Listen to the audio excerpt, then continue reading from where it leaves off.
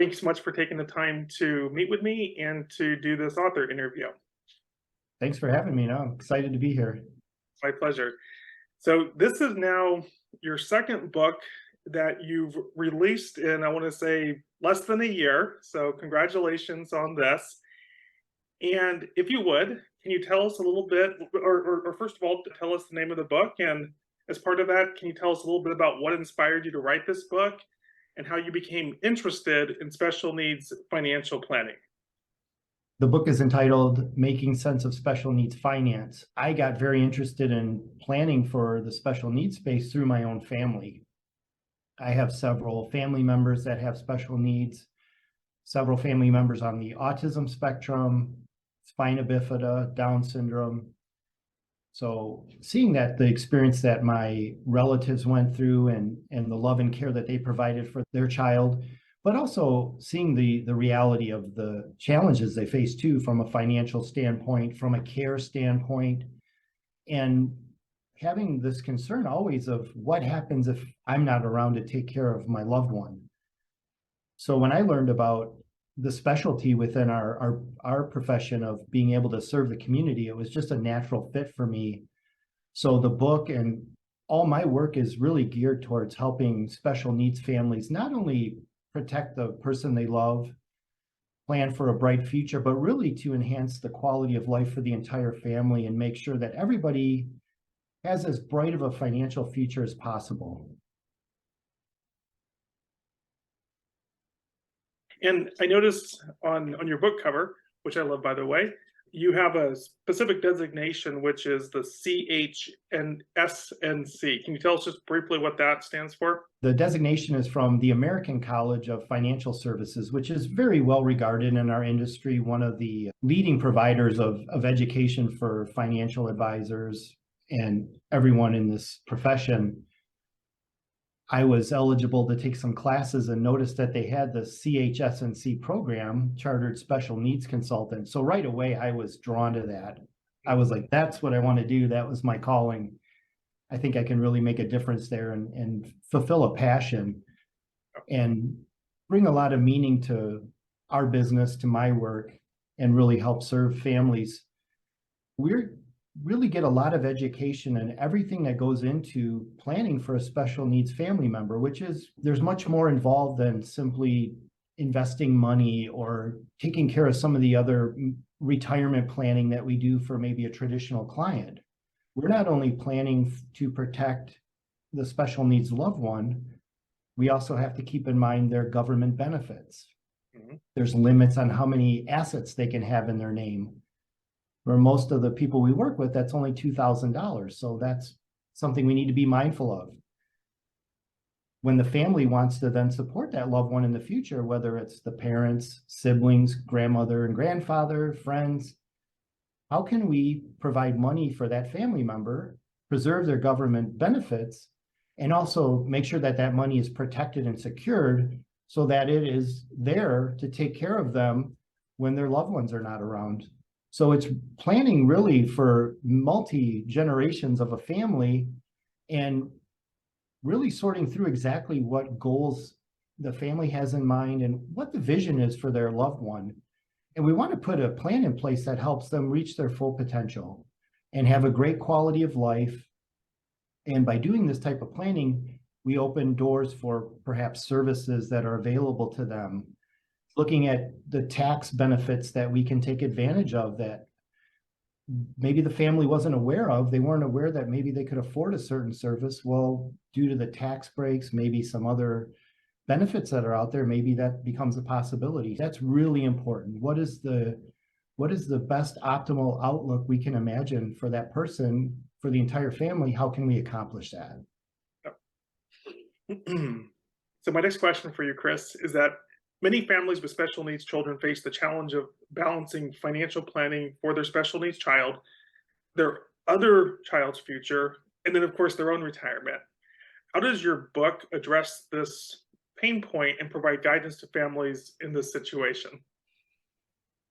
One of the big things we talk about in the type of planning we do, our philosophy around planning at Stalt Financial in general, is looking at the big picture. We want to look at a large macro view of everything, take all that into consideration when building a plan. With special needs families, we're looking not only at mom and dad, we want to talk about their retirement goals, their lifestyle goals now and in the future. And how do we best preserve assets, not only for them, but also for their special needs loved one? Like you mentioned, many of them may have other children. They have grandchildren. They want to provide a legacy for them. Sometimes it may seem overwhelming that we are going to be able to even accomplish all of that, having a special needs loved one that will require maybe perhaps a high level of care. That all goes into our planning. Those are very important conversations. Our goal is always to unlock possibilities with our clients, not only providing protection. So with our special needs loved ones, looking at a very defensive approach. What do we need to do to protect their government assets to make sure that they have proper health care for their entire life? Do we have funds available to not only give them the basics, but also give them a quality of life, things that they love to do, that's going to enhance the quality of life for them? That is very much a family affair. Siblings are involved, parents are involved, and we get into conversations that they may not have even had, thinking of all the different aspects that come into the financials. We help talk about the possibilities for their loved one of independent living, or they may need a form of guardianship or conservatorship to help them as they transition into adulthood. We look at the services that they're getting, the therapies. Of course, we're not attorneys, we're not therapists, but we stay in our lane, but we talk to the whole team. The whole point of it is to build a care plan and to bring together everyone that's involved in that care plan. That goes well beyond just simple dollars and cents, but it is all tied back to the financial planning. So for us to be able to assist the family to the best possible way, protect that loved one, there's a legacy there, not only, again, for their special needs loved one, perhaps their other children, grandchildren. We talk about all those things because all of that is critically important to really building a plan that works for the whole family.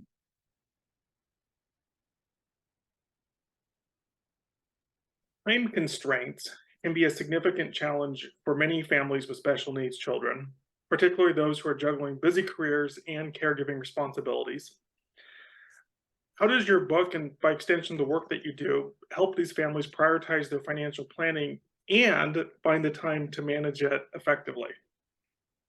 That's a great question. And that's probably, I would say, the number one challenge we have in working with our families is just because they are so busy, they have so much responsibility, and they have a lot of added duties and responsibilities in their life when it comes to the care of their loved one. The goal of the book was to help expedite the process for them, to get a clear, concise idea of what goes into special needs financial planning, what kind of decisions they're going to be facing, what kind of information that I would look for as a planner that would be able to help them. One of the things I learned early on from working in the community and a lot of people that mentored me in this community was that our special needs families literally take life one day at a time. I like to say we want to make it easy. It's not always an easy process. There's a lot of emotion around financial planning too, and I find human nature, we all tend to procrastinate about it. I'll get to it tomorrow. I'll get started on it tomorrow. We want to help our clients get started today. It's really important. One of the most rewarding things we hear all the time is, I wish I would have started this sooner. This was a lot easier than I thought it would be. This brought me a lot of comfort and peace of mind that I didn't know was there, and now I have it. Those are the types of things we want to hear. That's the purpose of the book, as an introduction to what financial planning entails for our special needs loved ones, what things we're going to be discussing, and help families see that it goes, again, well beyond just simple investing and making my money grow for the future. Some of the traditional services that we have in the industry, which are important, but there's so much more to the picture. And the other really important concept we wanted to convey is it's not just a financial plan, it's a life care plan. We want to know everything that goes into the things that are going to provide the best care possible for your loved one and what's going to help give you the most peace of mind. It's all about enhancing quality of life and making sure that they are able to enjoy life as much as possible, open possibilities. We have so many wonderful stories in the community, people that never thought their child would hold a job that are now working and get so much love and fulfillment out of their job. It brings them so much quality of life and social interaction with people, even to the point of getting married. The next question I have for you is that many families with special needs children also face the uncertainty about the future and worries about their child's long-term care and quality of life. How does your book, and once again, by extension, your services, provide comfort and support to families who may be feeling overwhelmed or uncertain about their financial planning? Those are such important topics, and they start at a young age. So one of the things I always encourage people is to start sooner than later. Even if it's just conversations where you get an idea in mind. I can give you a great example. I have a dear friend of mine. He unfortunately went through a disability in his 30s, so he's no longer able to work. Well, he was blessed to have a child, and his son is autistic. So he has a lot of things that he deals with on a day-to-day basis. But his son just turned 9 years old, and we talk all the time about his future. I wonder if he'll be able to work. I wonder if he'll be able to go to college. I wonder if he'll be able to have a relationship. Those are all things that our families think about right from the beginning because of the unknown. We just don't know. Wonderfully, we have so many more and more services out there that are helping people get at a young age to get some of the skills and get some of the therapies that do help them to be prepared for those things and when they turn into adults at 18 years old, and hopefully they're prepared to thrive on their own and get a level of independence. But there's just so much uncertainty. So we want to make sure that we address all of those things. We have to think about scenarios that a lot of us don't like to think about. What if something happens to me? What if I'm not here? Or even what if I get sick and disabled and I can't take care of myself, let alone my loved one? As the child grows up, they get into their early teens, you start thinking about the transition plan. You start getting an idea of what they're going to be able to do as adults, and maybe get an idea of their future for schooling, for work, for living independently, or what those needs are. As we prepare for those things, then we get to that big decision point when they get to adulthood, and then decide what's the best care plan for them at that point, as far as their ability to take care of themselves, or do they need a measure of help or full assistance? And then think about their living in adulthood and helping them thrive, and what's going to be the best things available to help them. So my biggest advice always is it's never too young to start planning when you have a child and there's a concern there that they may have some special needs going forward. And even by having the conversations, getting a game plan in place, then we can implement different strategies throughout their lifetime and make sure that everything's covered and that everything is planned for, and give mom and dad caretakers the peace of mind, knowing that it's done, it's taken care of.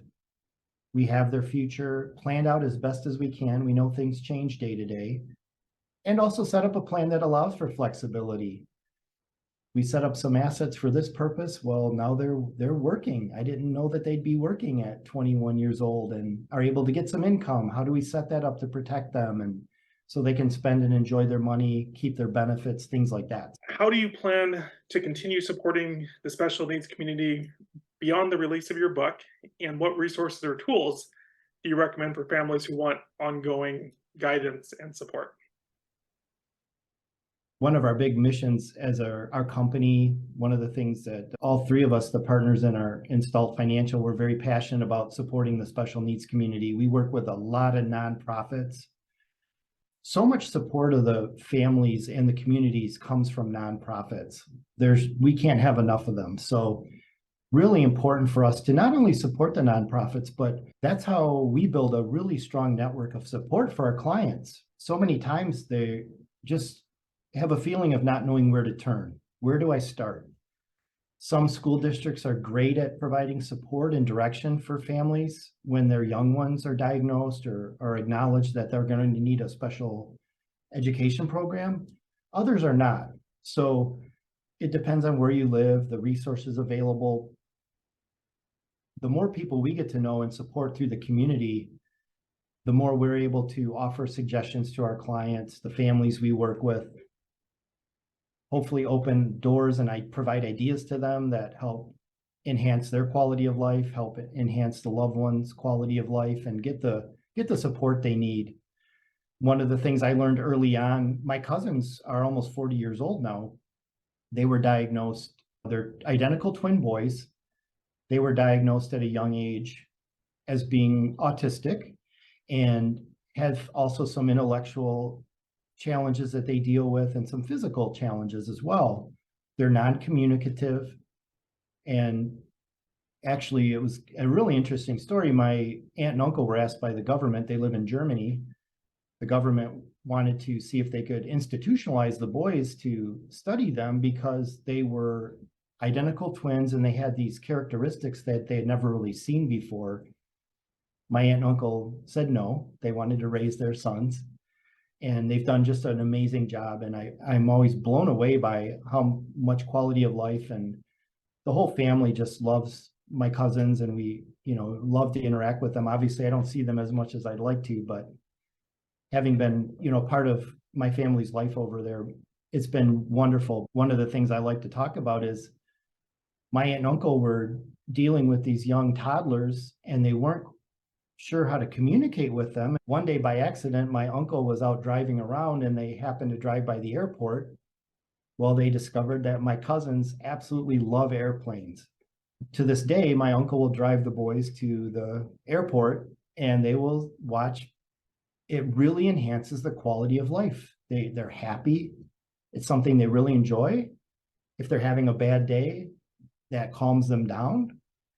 So even little things like that's all part of the life care plan we put together. That's really important information. If my aunt and uncle were not here one day and you walked into a room with my cousins and you're trying to figure out, how do I connect with these two young guys, or older men now, I'm 40, but how do I connect with them? How do I communicate with them? Well, if you had a note saying give them airplanes or talk about airplanes, you'd have two best friends for life.